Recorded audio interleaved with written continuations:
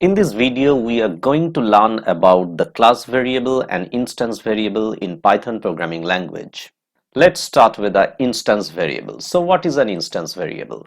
Variable that are defined inside underscore underscore init underscore underscore method and belongs only to the current instance of a class. I have already explained this init method in my previous video. Here again I am repeating that this init method runs when an object of a class is created.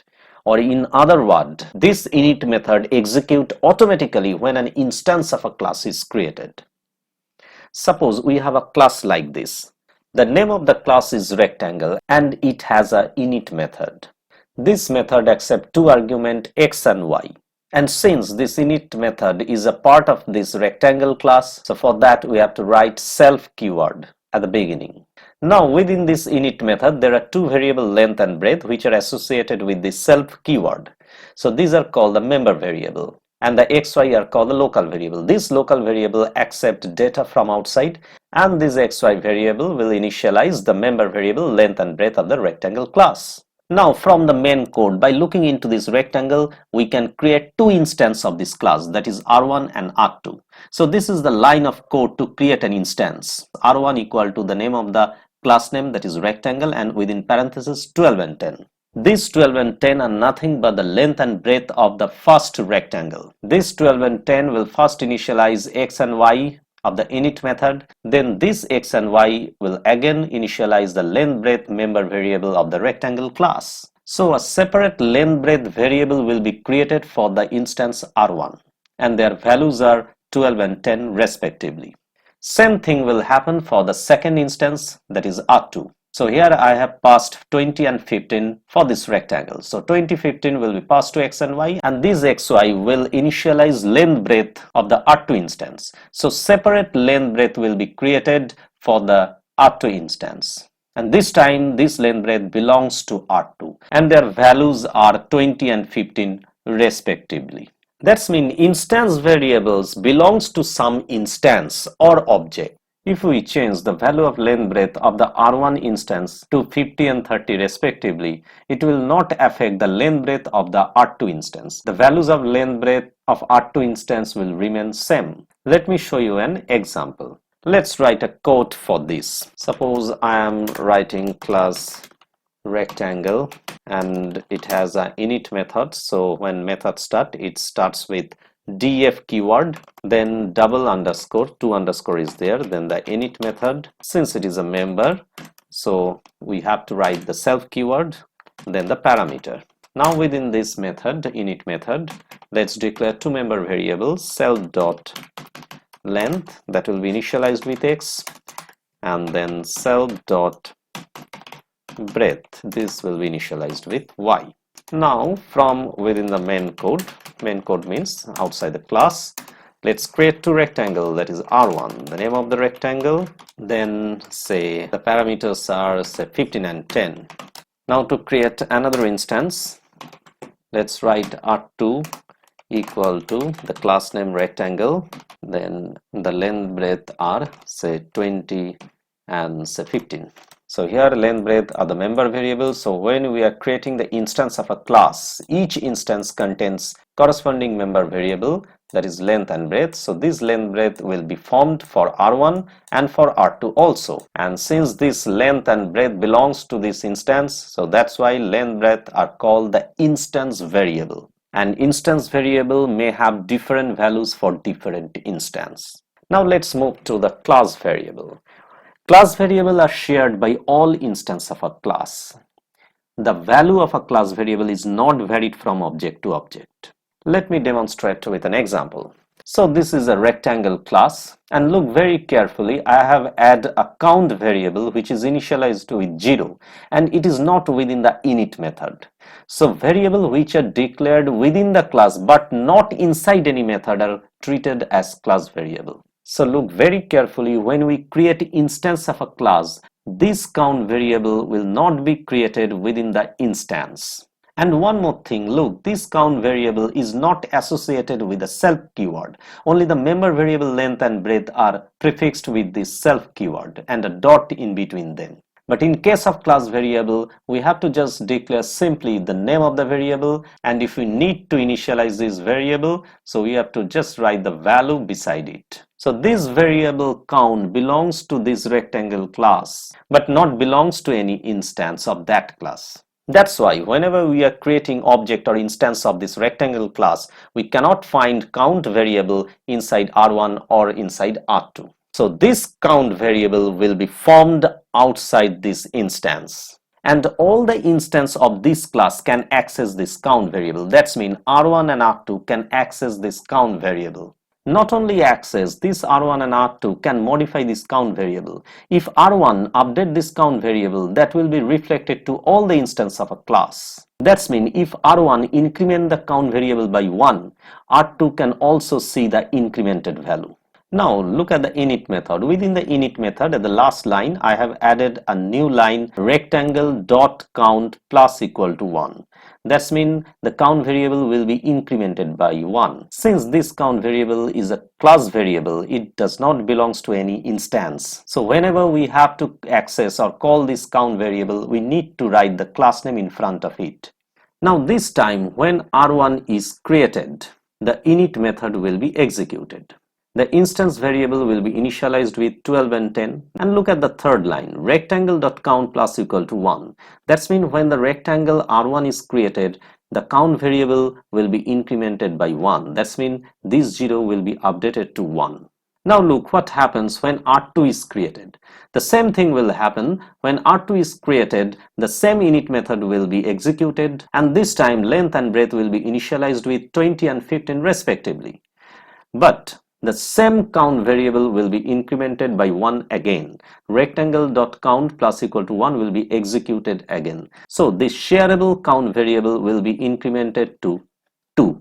So this change in the count variable will be reflected to all the instance of a class. Now R1 can see the value 2 for the count variable. R2 also see the same value for the count variable. Here the role of count variable is that it is counting the number of object or the instance that has been created over here. Let's change this code and add a class variable, say count equal to 0, and within the init method let's write rectangle dot count plus equal to 1.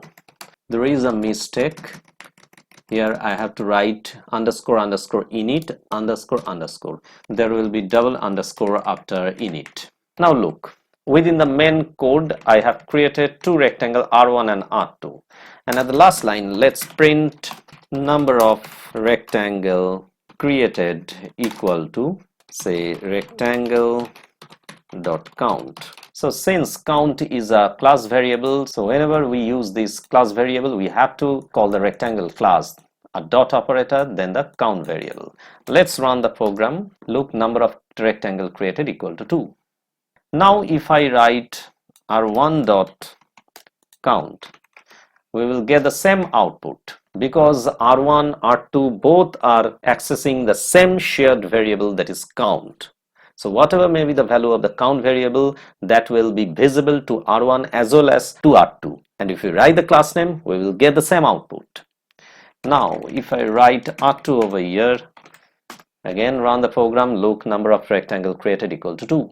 Comparison between instance variable and class variable. First one, instance variable are not shared by object. Class variable are shared by all instances. Instance variable are declared within underscore underscore init underscore underscore method. Class variable declared inside the class definition but outside any of the instance methods. It gets created when an instance of the class is created. And in case of class variable, it is created when the program begins to execute.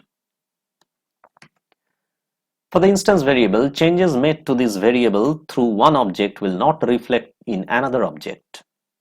But in case of class variable, changes made in the class variable will reflect in all objects, since class variable are in shareable mode. Now let me show you how to add and delete instance variable. First of all, let me show you how to add attribute to an instance. Suppose I'm adding an attribute for R1. So R1 dot, say the new attribute is height, that will be initialized with say 5. So this is the technique of adding a new attribute to the existing instance. Let's add a member method area for this class. So for that, def say area, so it will accept nothing. Just write down self, and here I'm going to return self dot length multiply self dot breadth. That's all.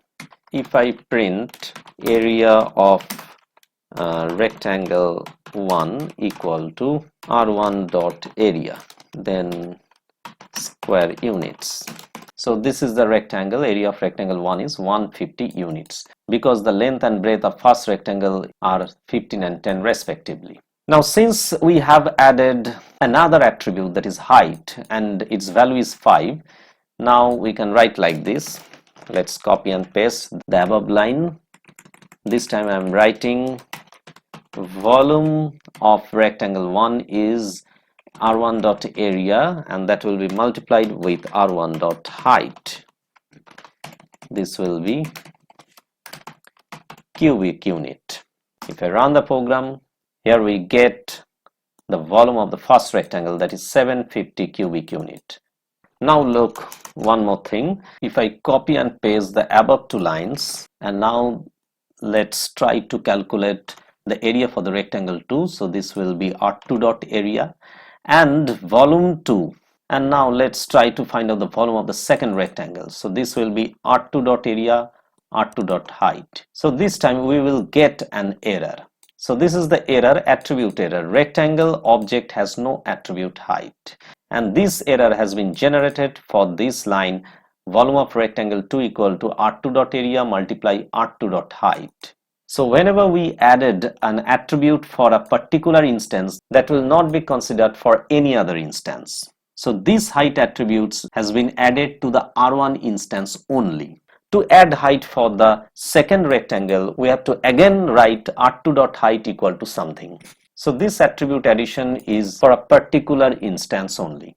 So for that I have to delete this line because it will generate an error. Now let me show you how to modify the existing value of an attribute. Modifying the value of length for r1 rectangle. Now if I write r1 dot length equal to say 12. Now again let's calculate the area. Look, this time the area of rectangle 1 is 120 square unit. The value 15 has been updated to 12. So 12 multiply 10, it is giving 120 square unit. Now how to delete? Deleting attribute from an instance. So here attribute means the member variable. So deleting a member variable, or rather better to say attribute from an instance. So this is the technique. We have to just write down the del keyword, then r1 dot say I'm writing height over here. Now this time if I try to find the volume of the rectangle 1, it will generate an error because this time there is no attribute whose name is height, because I have deleted this height attribute from r1 by using this del keyword. Look what happened. So it is giving an error. Look, volume of rectangle r1 dot area multiply r1 cubic unit. It has some error. So what is the error? Attribute error. Rectangle object has no attribute height. Since I have deleted this height attribute from the r1 instance, so this time it is generating error in case of finding the volume of the rectangle 1.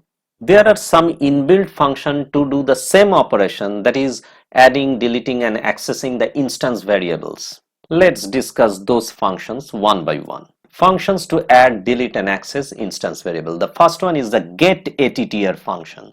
This function is used to access the value of an instance variable. Accessing the value of an instance variable. Let's try to access the value of length for the instance 1. For that we have to write print value of length for rectangle 1 equal to getAttr within bracket. It will accept two arguments, the object name, that is r1, and the instance variable name, that is within single quote we have to write the instance variable name, that is the length, then again the bracket close. Let's run the program. Look, it is showing value of length for rectangle 1 is 15. So by using this getAttr function, we can access the value of any attribute for a specific instance. Next function, setAttr. SetAttr function assign value to an instance variable. By using this function, we can add a new attribute to an instance. Let me show you an example. Adding new attribute to an instance. For that, I'm writing setAttr. Within parentheses, this is the object name, then the name of the attribute. Say I am adding height over here and its value is 5, and attribute name must be enclosed within quote. Now after adding this height attribute, let's find out the volume. So for that, print volume1 equal to r1 dot area multiply r1 dot height cubic unit. Look at the output, it is 750 cubic unit. It proves that the height attribute has been added to R1 instance. Now we will check whether an attribute belongs to an instance or not. Here I have added a height attribute to instance R1. That means height belongs to R1, but height does not belongs to R2. For that, we have a separate function which is called hasAttr, has attribute. This has attribute is used to check for the existence of an instance variable. If I write height is an attribute of R1 instance, to check this we have to write hasAttr function, and within this parenthesis it will accept two arguments, the object name and the name of the attribute. Here it is height. Let's run the program. Look, height is an attribute of R1 instance. It is true. Yes, height is an instance of an attribute R1 instance. Now if I print the same line for R2 object, so what will happen? It will give you false in the output, because height is an attribute of R1 instance, not for R2 instance, because we have added this height attribute for the instance R1 only. The last one, delAttr, delete attribute. This is used to delete an instance variable from an object. Next, deleting attribute from an object. So how to delete an attribute from an object? By using this function. Simply write down delAttr. Within parentheses, there will be two arguments, suppose R1 and the name of the attribute. Suppose I am writing height over here. Here we have deleted this height attribute from the R1 instance. Now if we print the same line, that is height is an attribute for R1 instance, hasAttr R1 height, this time it will give you false in the output, because height is no more an attribute for the R1 instance. Look at the output. Notice the last line, height is an attribute of R1 instance. This time it is false, because height is no more an attribute for the instance R1. This is all for this video. Still, if you have any doubts, write down in the comment box. I will try to reply you back as soon as possible. Thank you.